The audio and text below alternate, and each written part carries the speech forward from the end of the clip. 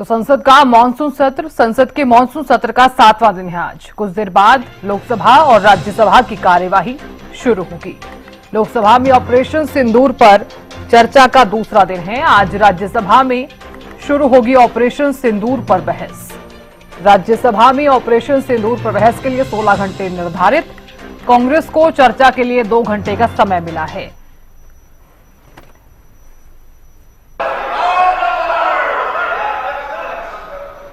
माननीय सदस्यगण, मुझे आपको सूचित करना है कि भारत की सुश्री दिव्या देशमुख ने जॉर्जिया के बातूमी शहर में आयोजित फील्ड शतरंज महिला विश्व कप फाइनल में विजय हासिल की है।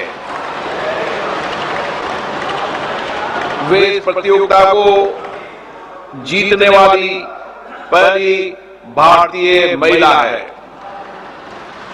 इसके साथ ही वे भारत की चौथी महिला शतरंज ग्रैंड मास्टर भी बन गई है। सुश्री देशमुख ने फाइनल में अपनी भारतीय साथी खिलाड़ी श्रीमती कोनेरू हप्पी को पराजित कर चैंपियन बनाने का गौरव प्राप्त किया है। हमें खुशी है कि फाइनल में भी दोनों भारत की खिलाड़ी रहे। ये भारत के लिए बड़ा हर्ष का विषय है। पूरे विश्व ने देखा है कि इस विश्व स्तरीय प्रतियोगिता के फाइनल में पहुंचने वाली दोनों भारत खिलाड़ी का हम अभिनंदन करते हैं। इन दोनों भारतीय महिला खिलाड़ियों की इस उपलब्धि से पूरे देश में अपार खुशी और उमंग का वातावरण है। उनकी जीत ने सभी भारतीयों को, विशेष रूप से हमारे युवाओं को बहुत बड़ी प्रेरणा मिलेगी। ये सभा सुश्री दिव्या देशमुख और श्रीमती कोनेरू हप्पी की इस उत्कृष्ट उपलब्धि के लिए बधाई देती है एवं भावी सफलता के लिए हार्दिक शुभकामनाएं प्रेषित करती है। ताली तो बजा दो जोर से।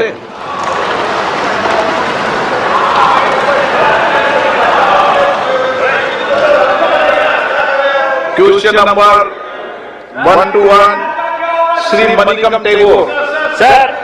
Number 121 sir. Sir question number 121 माननीय प्लीज माननीय अध्यक्ष महोदय, एक विवरण सभापति पर रख दिया गया है। माननीय सदस्य,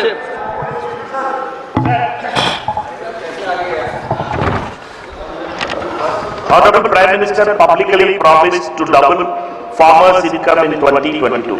It is now 2025. Can the Honorable Minister present official data? Can the Minister not budget allocation figures on whether the farmers' real incomes adjusted for inflation have actually doubled? If not, will the government accept that this grand promise was a jumla and clarify what accountability measures it has taken for misleading the farming community? माननीय अध्यक्ष महोदय, प्रधानमंत्री श्रीमान नरेंद्र मोदी जी के नेतृत्व में किसानों की आय बढ़ाने का अभियान निरंतर जारी है। हमने 6 उपाय किए हैं। नंबर 1, सरकार ने उत्पादन बढ़ाने का फैसला किया, उत्पादन बढ़े। नंबर 2, आय बढ़ाने के लिए लागत घटे। नंबर 3, उत्पादन के ठीक दाम मिले। नंबर 4, नुकसान हो जाए तो उसकी भरपाई करें। नंबर 5, कृषि का विविधीकरण।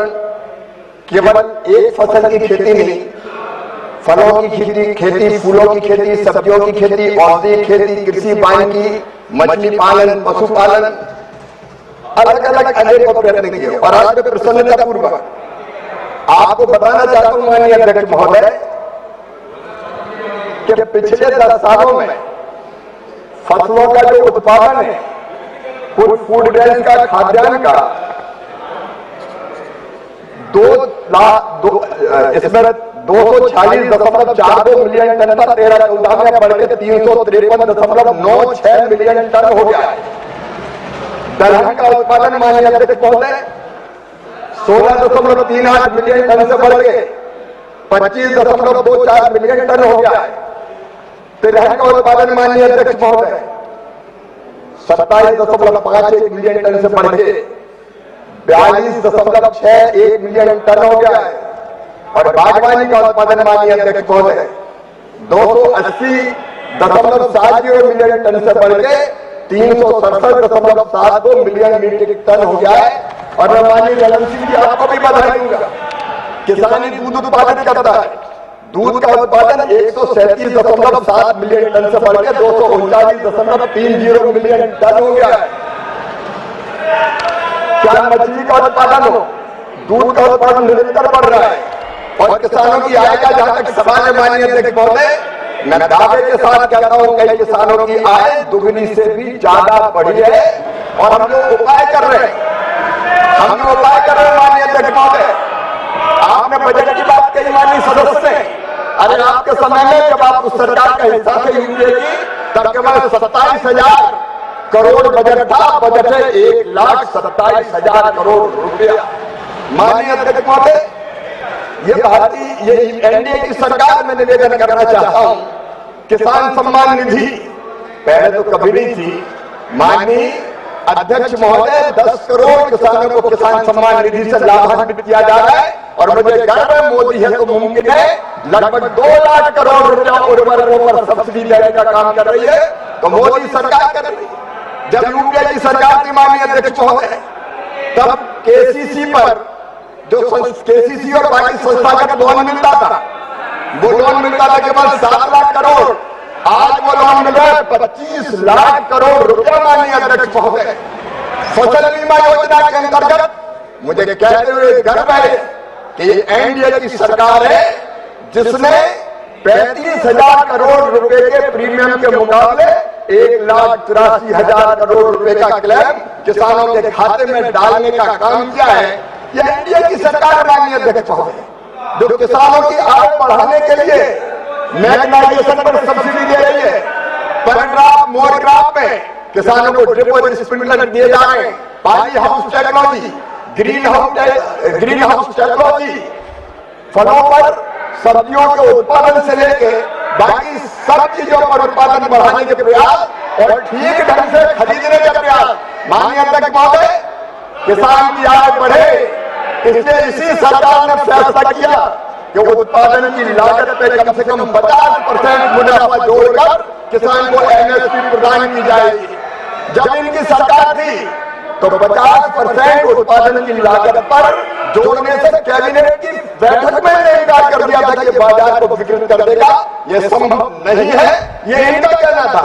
और इसलिए मैं कह रहा हूं माननीय अध्यक्ष महोदय, एमएसपी पर रिकॉर्ड खरीदी हो रही है, नुकसान पर भरपाई की जा रही है।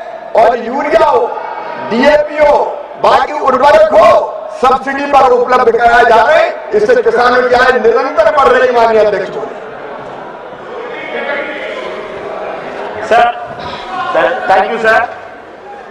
मैं डबलिंग का बात किया था, बट इनकम डबलिंग का बारे में सीनियर मंत्री है और उनने